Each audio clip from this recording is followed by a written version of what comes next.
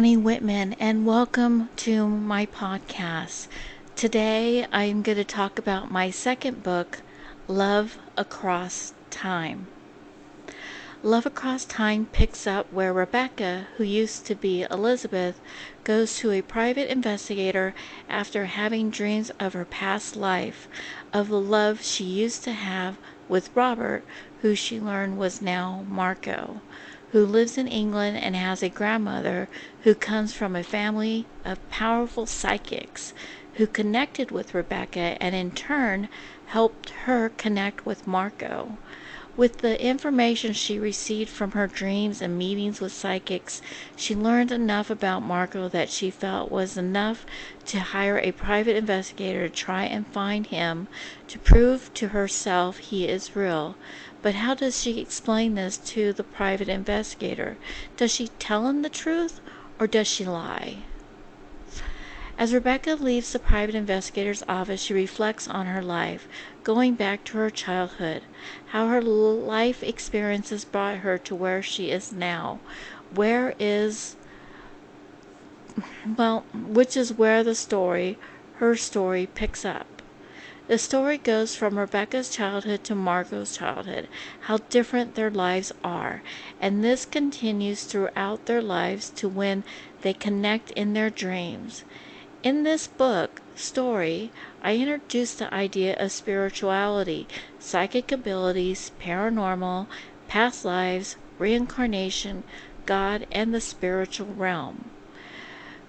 It was amazing the way I was able to intertwine all of this throughout the storyline, throughout the book, and it's amazing. Marco and Rebecca's story is told through Rebecca, telling her story, then flashes to Marco and tells his story to the spiritual realm with their guides watching over them, to when Rebecca, after reading a book, gets the help of a Wiccan who gives her a spell to find her true love, which once done, Rebecca, along with Marco, flashes images of each other, one who is of the past while the other is of the present. This is the beginning, their way back to each other.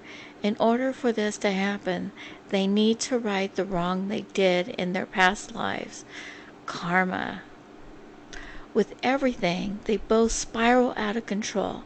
However, Marco has his grandmother, where Rebecca has no one, and she makes a decision that puts her in the path of evil and spirits from her past life who does everything to prevent her from finding love, Marco. They feel that neither of them deserve after what they did to find love, happiness.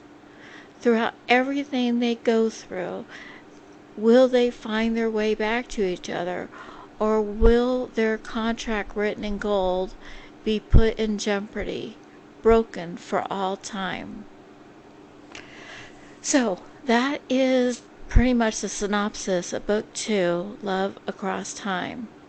Now, this story is a continuation of Book 1, The Power of Love, and I wanted to introduce paranormal, spirituality, God, past lives, reincarnation, psychic power, and the power of love, and the way I tied them all together, the past and the present, to one life as both Elizabeth and Rebecca, along with Robert and Marco, lives merge and come together as one full life in the present time.